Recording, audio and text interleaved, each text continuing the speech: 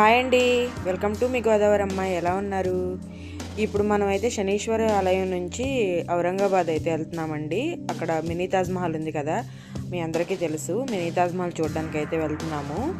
వచ్చేయండి అందరం కలిసి మినీ తాజ్మహల్ మీతో కలిసి నేను చూస్తాను. ఎంజాయ్ చేద్దాం. ఓకే.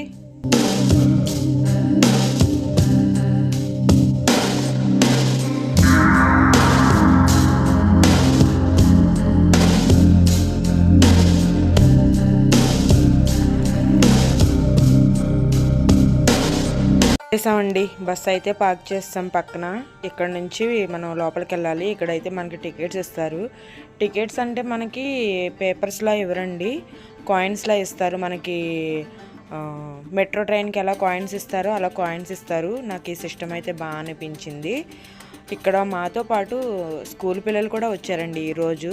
భలే అనిపించింది. అందరూ ఒకే సైజులో ఉన్నారు. టీచర్స్ అందరూ కూడా భలే ఉన్నారండి. అంటే మంచి ట్రెడిషనల్గా ఉన్నారు.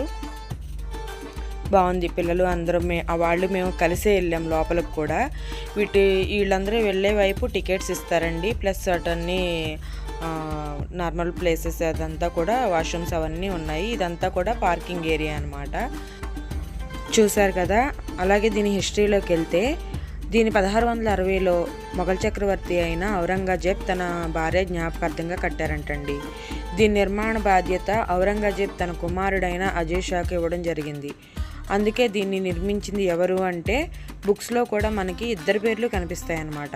ఆ కాలంలోనే దీని నిర్మాణానికి 7 లక్షలు ఖర్చు అయిందంటండి. సుమారు 7 లక్షలు ఖర్చు అయిందంట.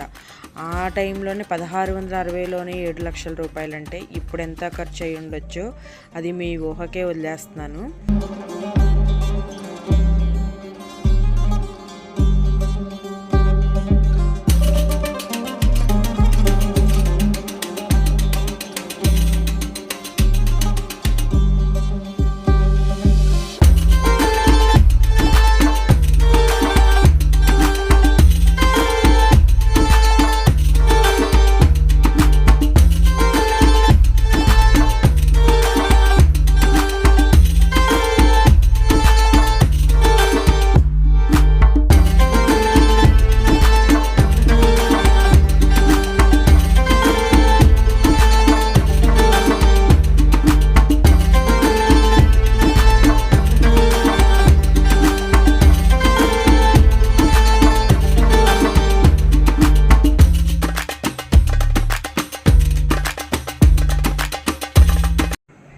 అలాగే దీని ఆర్కిటెక్ట్ ఎవరంటే అతావుల్లా. ఇతను తాజ్మహల్ ప్రిన్సిపల్ డిజైనర్ అయిన ఉస్తాద్ అహ్మద్ లహరి యొక్క కొడుకు అనమాట. దీన్ని నిర్మించింది 1651 నుంచి స్టార్ట్ చేస్తే 1661కి పూర్తయింది. ఔరంగజేబ్ భార్యకు 2 పేర్లు. ఒకటి రబియా ఉల్, 2 బిందాస్ బాను బేగం. ఆ ఇద్దరు కూడా ఒక్కరే, 2 పేర్లున్న ఒకే భార్య అనమాట. అలాగే మీరు ఒకటి గమనించారా, ఔరంగజేబ్ భార్య పేరు బాను బేగం. నా పేరు కూడా బానునేనండోయ్. చూసారు కదా. ఇదండి నాకు తెలిసిన హిస్టరీ.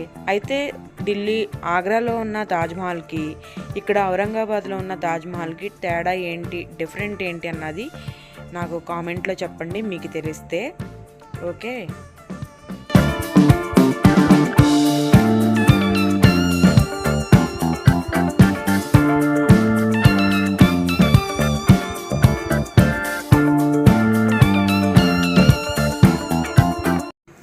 చాలా బాగుందండి. చుట్టూ కూడా చాలా విశాలమైన ప్లేసు, ఇంత పెద్ద కట్టడం. నేనైతే తాజ్మహల్, నాకు ఆగ్రాలో తాజ్మహల్ చూడాలని కోరిక, కానీ అక్కడికి వెళ్ళటం అవ్వలేదు. ఇక్కడ ఇలా సరిపెట్టుకున్నాను. చూస్తున్నారు కదా, చుట్టూ ఖాళీ ప్లేసు. చాలా బాగుంది. మీకు ఎలా అనిపించిందో నాకు కామెంట్లో చెప్పండి. ఇప్పుడు ఇక్కడ నుంచి మేమైతే ఆంజనేయ స్వామి టెంపుల్ ఒకటి ఉందంటండి దగ్గరలోనే. ఆంజనేయ స్వామి టెంపుల్కి అయితే స్టార్ట్ అయిపోయాము. వచ్చేయండి చూద్దాం.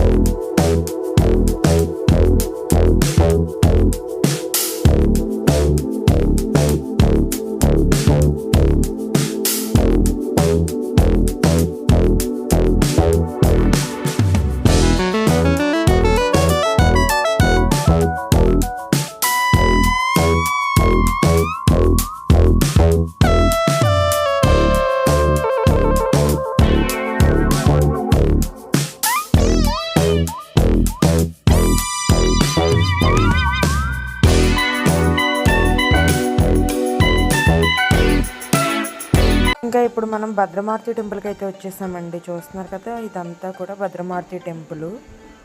చూస్తున్నారు ఆలయం లోపల ఎంత బాగుందో. ఇక్కడ స్వామివారు చాలా విశేషంగా ఉంటారండి. మనం ప్రతి ఆలయంలో ఆయన నిలబడి కానీ లేదంటే కూర్చున్న ఆంజనేయ స్వామిని కానీ చూస్తాము.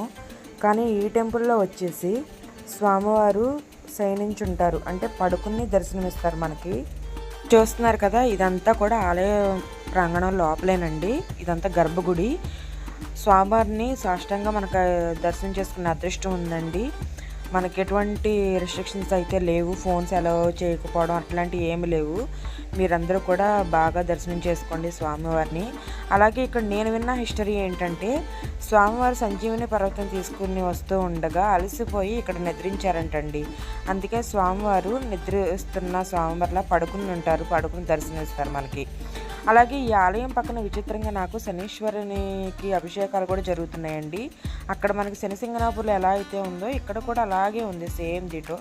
చూస్తున్నారు కదా, ఇక్కడ కూడా దర్శనం చేసుకున్నాము. అలాగే ఈ వీడియో మీకు ఎలా అనిపించిందో, మీకు నచ్చితే లైక్ చేయండి, షేర్ చేయండి, కామెంట్ చేయండి, సబ్స్క్రైబ్ చేయడం మాత్రం మర్చిపోవద్దు. ఇంకొక విచిత్రం ఏంటంటే, అక్కడ మనకి శనిసింగనాపూర్లో రాయిలా అనిపిస్తుందండి, కానీ ఇక్కడ విగ్రహంలా అనిపించింది. చూసారు కదా. నెక్స్ట్ మళ్ళీ ఇంకో వీడియోతో వస్తానండి. అలాగే ఈ వీడియోలో మా ట్రిప్ గురించి మీకు ఫీడ్బ్యాక్ కూడా ఇచ్చాను, చూడండి. మల్లేశ్వరరావు నాగలక్ష్మి గారు, ఈ ట్రిప్ మీకు ఎలా అనిపించిందో ఎక్స్ప్లెయిన్ చేయండి. చాలా బాగా తిరిగాం. ఈ ట్రిప్ తిరిగినందుకు మేము 40 మంది తప్ప మా ఊళ్ళో వెళ్ళేది కూడా ఈ ట్రిప్లకి ఎవడో లేరు నాకు తెలిసి. అంతంత తిరుగుడు ఎవడో తిరగలేము కూడా. చాలా బాగా ఎంజాయ్ చేసాం. మా ఆవిడ మా అమ్మాయి కూడా చాలా బాగా ఎంజాయ్ చేశారు.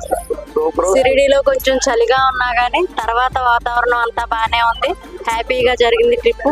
ఫుడ్ అలాంటివి కూడా పర్వాలేదు, బాగానే ఉన్నాయి. దర్శనాలు కూడా అవి ఈజీగానే జరిగినాయి, బాగానే ఉన్నాయి, అంతా బాగానే ఉంది.